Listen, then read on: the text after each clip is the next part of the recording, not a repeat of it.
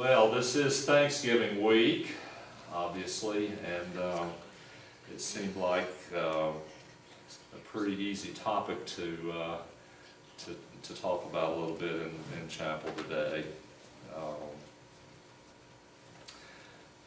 First, I will tell you that as a minister of music, I really don't have the opportunity to speak like this very often. And when Dr. Pierce contacted me back early in the fall and asked if I would do this, I thought, okay. Really, I thought that this should be something that I ought to do, and so here I am. Several months ago, I learned of an author, John Gordon. Don't know if anybody's familiar with John Gordon. He has written several books, a best-selling book entitled The Energy Bus.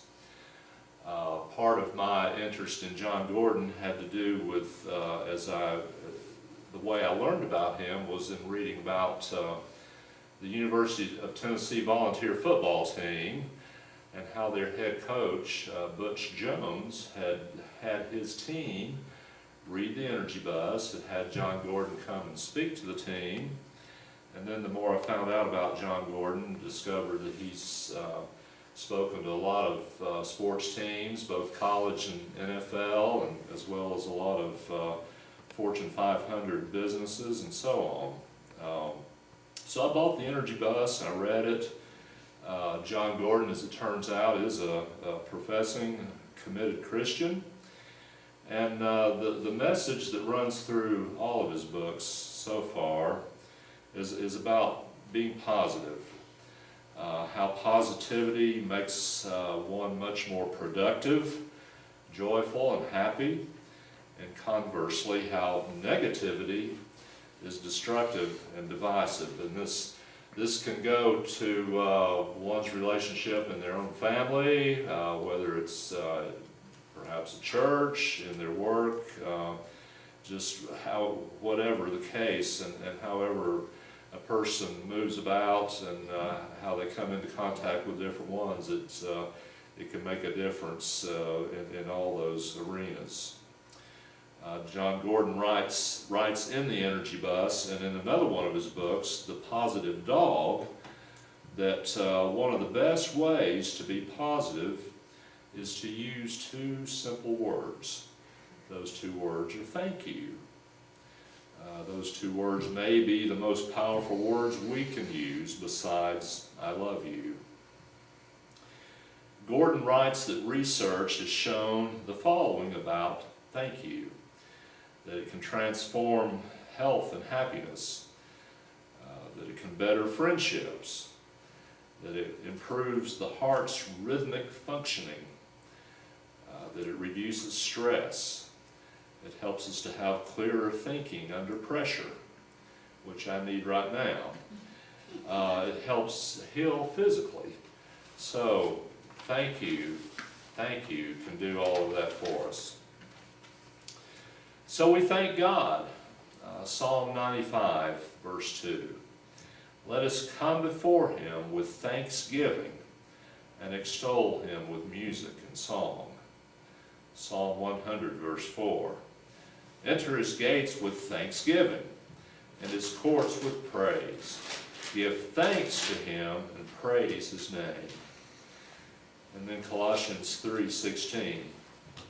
Let the word of Christ dwell in you richly as you teach and admonish one another with all wisdom, and as you sing psalms, hymns, and spiritual songs with gratitude in your hearts to God. We thank God. We thank each other. We say thank you for the smallest favors as well as the large favors, never taking things for granted. Never feeling entitled. On this Thanksgiving week, what are we thankful for? I imagine for most of us, when we really begin to think about all that we have to be thankful for, the list can become quite lengthy. So as I began to think about that and began to really write things down, it's really amazing how when we look at our lives, how much we have to be thankful for. So this turns out to be a little more testimony than anything else, but let me just share with you what I'm thankful, among others. My parents, both of whom are deceased. I'm an only child. Y'all probably don't know me well enough to see how that manifests itself, but I'm an only child. I was brought up in the church where I was taught about Jesus. I'm thankful that as a 10-year-old boy, I asked Jesus to save me, and He did. I'm thankful that as a 7-year-old, I was introduced to music lessons, which were the first steps down a path that would later define my calling to ministry. Although I really don't play the accordion much anymore. That was my introduction to music. I'm thankful that although I wasn't an avid participant in my church's youth group and youth choir as a teen, I did become actively involved as a college student. At the time, my home church extended the youth ministry through college. I'm thankful for that, although I don't endorse that anymore. It's having 7th graders and college students and saying that it could be 6th graders, even in middle school. That's kind of pretty wide age span there, but that's what my home church did, and I'm grateful for it. I actually joined the youth choir and the adult choir at the same time. And it was this involvement that led to active participation in the youth choir and the adult choir. And this closely coincided with a change of major from business to music. I'm thankful that through these experiences in the church's music ministry, that I began to know that God was calling me to Christian ministry through the ministry of music. I'm thankful that First Baptist Church of Lake City, Tennessee, which, by the way, Lake City, Tennessee, has anybody ever heard of Lake City, Tennessee? I have. Have you?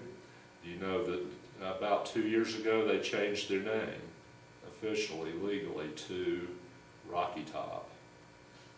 It's Rocky Top, Tennessee, which actually is the third name that town has had. It actually started out as Coal Creek, C-O-A-L, Coal Creek. It's the home of Carl Perkins.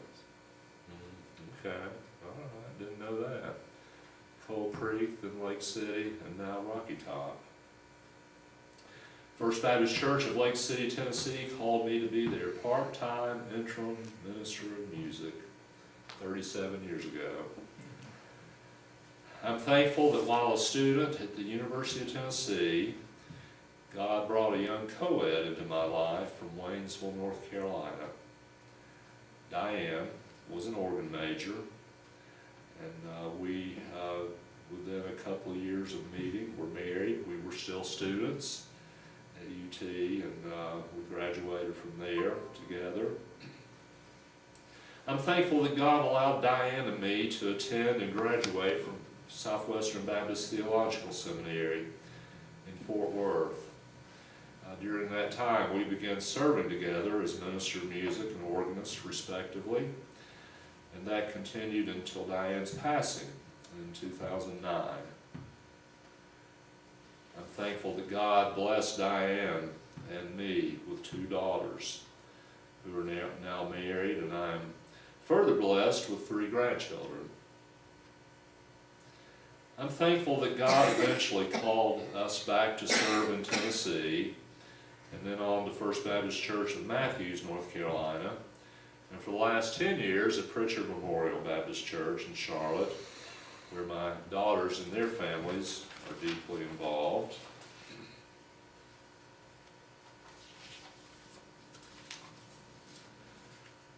I'm thankful that after experiencing the death of the passing of Diane in 2009, God brought Lisa into my life, and we were married in 2011.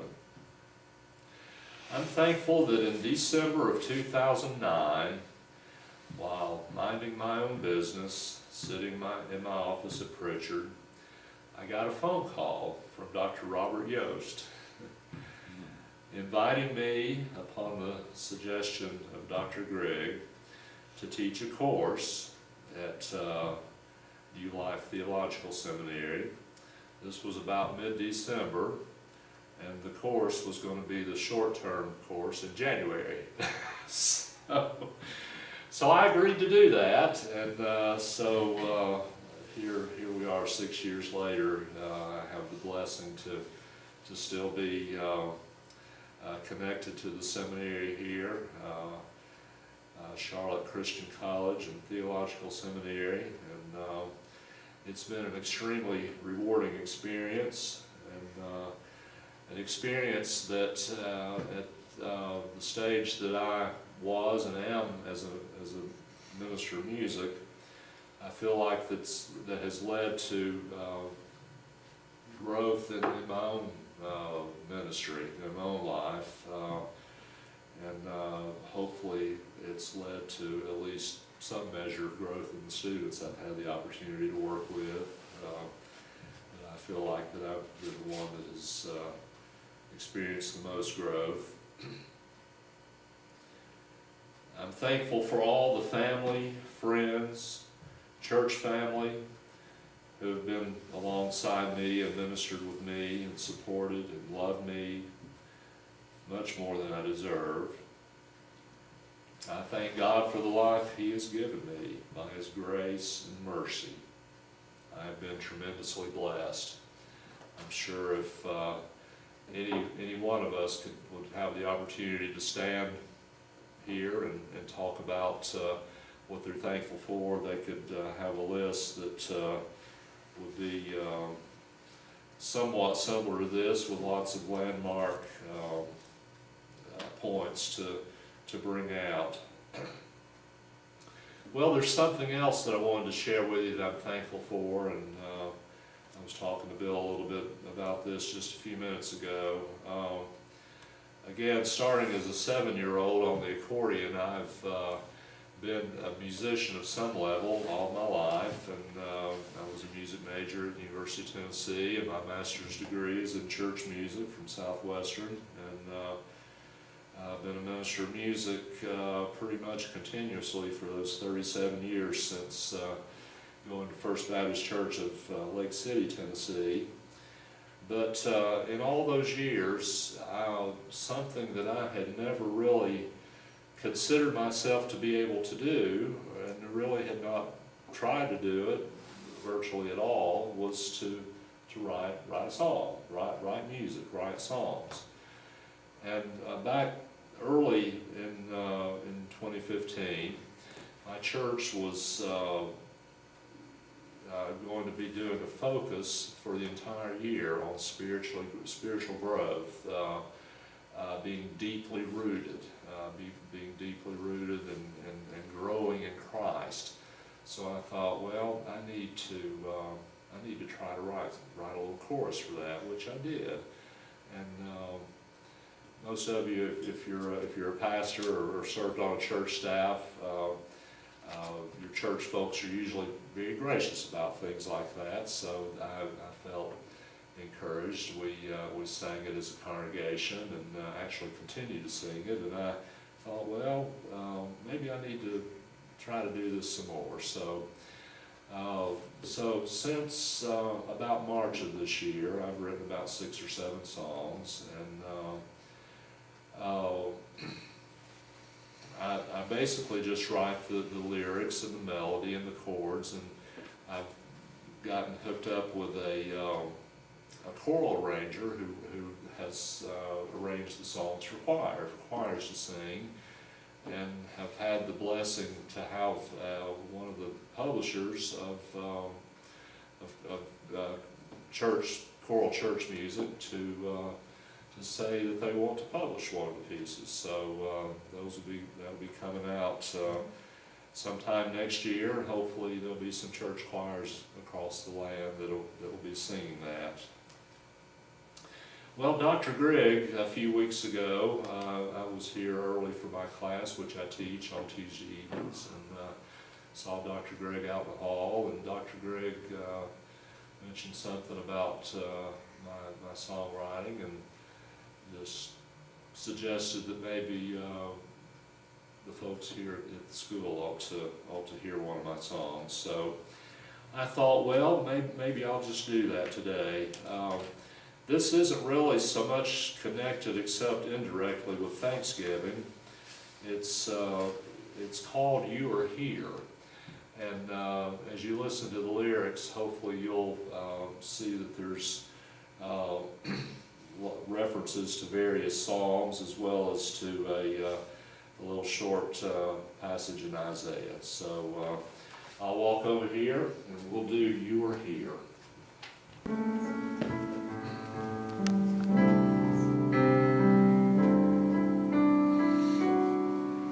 God, you are my God, I seek you, my soul thirsts for you.